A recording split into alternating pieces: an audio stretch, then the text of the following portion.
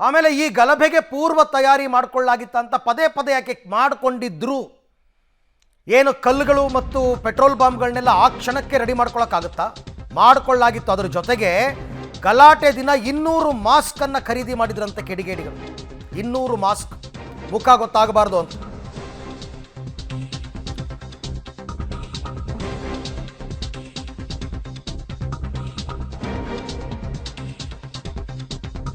ನಾಗಮಂಗಲ ಗಲಾಟೆ totally pre plan, ಅನುಮಾನನೇ ಬೇಡ.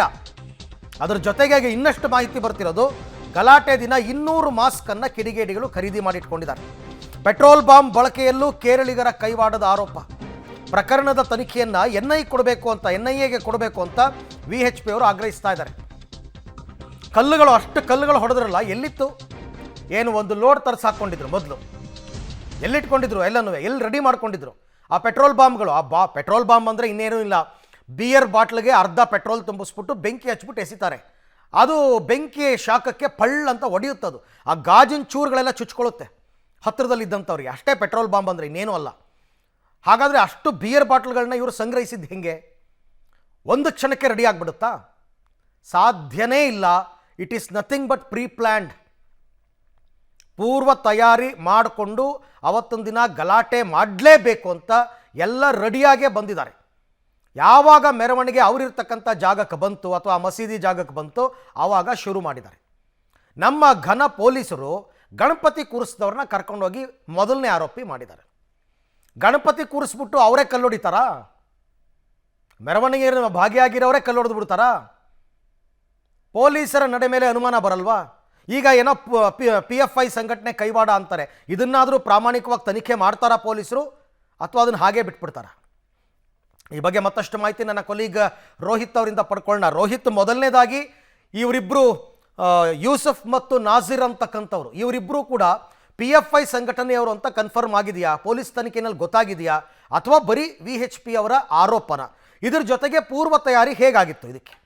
ಅರವಿಂದ್, ನಾಸಿರ್ ಮತ್ತೆ ಯೂಸಫ್ ಇವರು ಮೂಲತಃ ಕೇರಳದವರಾಗಿರ್ತಾರೆ. ಕೇರಳದ ಮಲ್ಲಪುರಂ ಒಂದೇ ಊರಿನವರಾಗಿರುವಂಥದ್ದು. ಇವರು ನಾಗಮಂಗಲಕ್ಕೆ ಬಂದು ಈಗಷ್ಟೇ ಒಂದು 5-6 ವರ್ಷದಿಂದಲೂ ಕೂಡ ಇವರು ನೆಲೆಸಿರುವಂಥದ್ದು. ಒಬ್ಬರು ಪ್ರಾವಿಷನ್ ಸ್ಟೋರನ್ನು ಇಟ್ಕೊಂಡು ವ್ಯಾಪಾರ ಮಾಡ್ತಾ ಇರ್ತಾರೆ, ಇನ್ನೊಬ್ಬರು ಬೇಕರಿ ವ್ಯಾಪಾರವನ್ನು ಮಾಡ್ತಾ ಇರುವಂಥದ್ದು. ಇವರು ಮೂಲ PFI ಸಂಘಟನೆಯವರು ಅಂತ ಹೇಳಲಾಗ್ತಾ ಇತ್ತು. ಈ ನಿಟ್ಟಿನಲ್ಲಿ ಒಂದಷ್ಟು ತನಿಖೆಗಳು ಕೂಡ ಮಾಡುವಂಥ ಸಂದರ್ಭದಲ್ಲಿ ಈ ಹಿಂದೆ ಅವರು PFI ಸಂಘಟನೆಯಲ್ಲಿ ಗುರುತಿಸ್ಕೊಂಡಿರುವಂಥ ಸಾಧ್ಯತೆ ಕೂಡ ದಟ್ಟವಾಗಿ ಕಾಣ್ತಾ ಇದೆ. ಈ ನಿಟ್ಟಿನಲ್ಲಿ ಈ ಒಂದು ವಿಚಾರವಾಗಿ ಇವರು PFI ಸಂಘಟನೆಯಲ್ಲಿ ತೊಡಗಿದ್ದಾರೆ ಅನ್ನೋ ನಿಟ್ಟಿನಲ್ಲಿ ಕೂಡ ಪೊಲೀಸರು ಕೂಡ ತನಿಖೆಯನ್ನ ಇದೀಗ ಚುರುಕುಗೊಳಿಸಿದ್ದಾರೆ. ಯಾಕಂತಂದ್ರೆ ಈ ಒಂದು ಘಟನೆ ಹಿಂದೆ PFI ಸಂಘಟನೆ ಅಂದ್ರೆ ನಿಷೇಧಿತ PFI ಸಂಘಟನೆಯ ಕೈವಾಡ ಇದೆಯಾ ಎಂಬ ನಿಟ್ಟಿನಲ್ಲಿ ಕೂಡ ತನಿಖೆಯ ಒಂದು ಆಯಾಮ ನಡೀತಾ ಇರುವಂತದ್ದು. ಯಾಕಂತಂದ್ರೆ ಈ ಒಂದು ಘಟನೆ ಪೂರ್ವ ನಿಯೋಜಿತ ಕೃತ್ಯ ಅಂತೇಳಿ ಕೂಡ ಆಗಿಂದ ಹೇಳ್ಕೊಂಡ್ ಬರ್ತಾ ಇತ್ತು. ಯಾಕಂತಂದ್ರೆ ಸಾಕಷ್ಟು ದೃಶ್ಯಾವಳಿಗಳು ಅದೇ ರೀತಿಯಾಗಿ ಕಂಡು ಬರ್ತಾ ಇತ್ತು.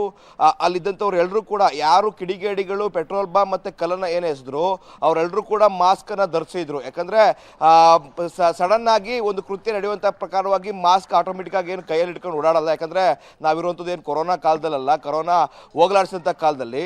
ಆ ನಿಟ್ಟಿನಲ್ಲಿ ಇದೀಗ ಅದಾದ ಬಳಿಕವಾಗಿ ಪೆಟ್ರೋಲ್ ಬಾಂಬ್ ಕೈಗೆ ಬರುತ್ತೆ, ಕಲ್ಲುಗಳು ಕೂಡ ಕೈಗೆ ಬರುತ್ತೆ. ಇವೆಲ್ಲವೂ ಕೂಡ ಹೇಗೆ ಸಿಕ್ತು ಅನ್ನೋ ಕ್ವಶನ್ಗಳು ಆಗಿಂದಲೂ ಕೂಡ ಇತ್ತು. ಇವೆಲ್ಲವನ್ನು ಗಮನಿಸಿದಂಥ ಸಂದರ್ಭದಲ್ಲಿ ಪೂರ್ವ ನಿಯೋಜಿತ ಕೃತ್ಯ ಇದು ಅಂತ ಹೇಳಿ ಕೂಡ ಸ್ಪಷ್ಟವಾಗಿ ತಿಳಿತಾ ಇರುವಂಥದ್ದು. ಈ ನಿಟ್ಟಿನಲ್ಲಿ ನಾಸಿರ್ ಮತ್ತೆ ಯೂಸಫ್ ಏನಿದ್ದಾರೆ, ಇವರು ಕೂಡ ಈ ಒಂದು ಘಟನೆಯಲ್ಲಿ ಭಾಗವಹಿಸಿದ್ರು ನಿಟ್ಟಿನಲ್ಲಿ ಒಂದಷ್ಟು CCTV ಫುಟೇಜ್ ಮತ್ತೆ ಮೊಬೈಲ್ದಲ್ಲಿ ಚಿತ್ರೀಕರಣವಾಗಿರುವಂತಹ ಒಂದಷ್ಟು ವಿಜುವಲ್ಸ್ನ ಆಧಾರದ ಮೇಲೆ ಅವರಿಬ್ಬರನ್ನು ಕೂಡ ಬಂಧನ ಮಾಡಿರುವಂಥದ್ದು.